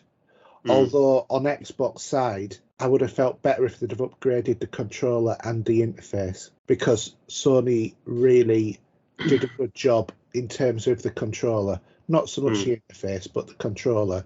I prefer the DualSense than I do the Xbox One now. I had an update to my controller actually just quite recently. What that means, I have not a Scooby-Doo, but there you go. I don't know what the extra. I think it might actually calibrate them as well. Actually, I think that may be one of the things they might do to them as a regular thing. Maybe it's fighting against stick drift and stuff like that. Yeah. Just as a reminder to everybody, in case people have forgotten, on the PlayStation 5, if you've got a 3 as well and your old controllers are cream crackered, you can plug in your PS5 controller into your PlayStation 3 and it'll work. Mm. Just as a top tip for you. Tip of the day. Yeah. Okay, Mark Tudor. Okay, Mark Tudor has asked, could Elden Ring benefit from a more obvious storyline and, more importantly, a quest log, or is its vagueness part of its appeal? For me, I'm going to say I haven't got a Scoobies because I have no interest in the game. I don't know. I mean, maybe this might be a sort of game I might have to dive into because I'm not getting Starfield. I don't know yet. I didn't think you were really into the Dark Souls. No, sort of. I've been talking to someone about them, and I said that I wasn't really keen. It said, but as you get better at it, that isn't so much of a worry. I don't know. I mean, you people out there, tell me about it. I mean, you know, does it get better the more you play it? That you don't die as often, probably, because you obviously the the way you sort of skill your character up. Do you die less for it? You know, or is it really still that frustrating? But then I'm hearing that the quests are pretty vast in there, and there's always plenty to do. As much as I really know about the game, to be honest. I mean, other than that, it looks gorgeous apparently, and it looks like a beautiful game, no doubt. But beautiful game and gameplay is two different things. Yeah, it's just not a genre I have any interest in at all. I've had Bloodborne. I've had Dark Souls 1, 2, and 3. I just never enjoyed any of them. Literally didn't enjoy it. I think particularly Dark Souls 2. Yeah. Okay. All right. Well, I'll finish off with Jason Toon then. So, with rumours of Nintendo getting ready to announce their entry into the Generation 9 circulating again, what sort of console would you like them to make? A return to the traditional home console or another hybrid? I can't see them doing anything but a hybrid because it's worked so well with the Switch. It's meant that they haven't had to produce two lots of hardware.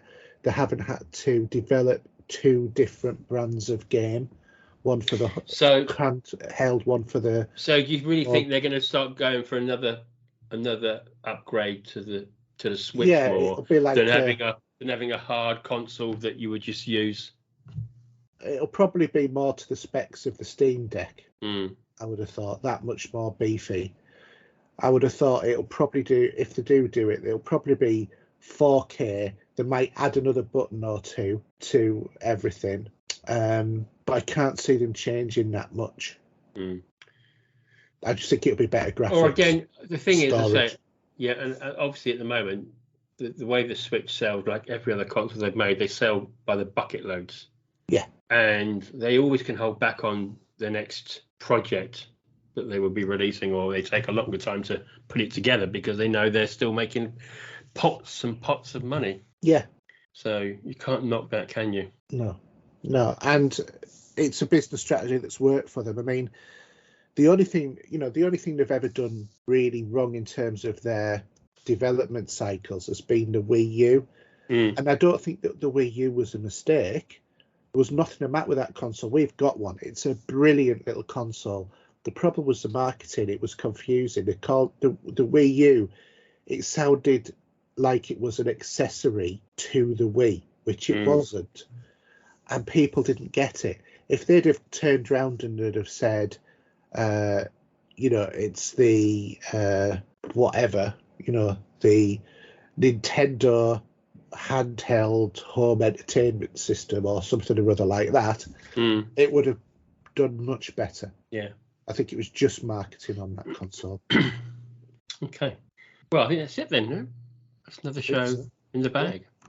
Another one in the bag. So, outro for me, quite simply, Twitter @Steve07, best place to find me for anything. Xbox, Steve07, and PlayStation, the real Steve07. As opposed to the fake Steve07. No, because my arse account, I had to change it because I couldn't get to my old account. So it was a big story about that. Can't you go back in and change it? No, I can't even get to that old account. Yeah. Just disappeared. And YouTube channel, The Vinyl Cues, for all things film, music, and TV and gaming. Haydn.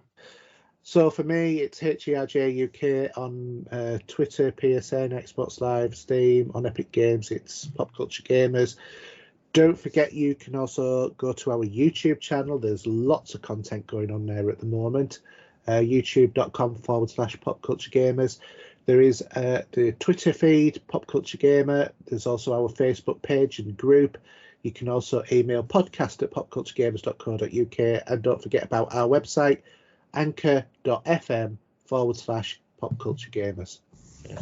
Should we just quickly, so just remind actually you saying that, is that, are we okay now with the glitch we had earlier on the last show? Yeah, we had a bit of a problem with the last show circulation. It was, apart from Spotify, nobody else got on the website. Nobody else could access it through just normal podcasting. The YouTube was fine, but nothing else was.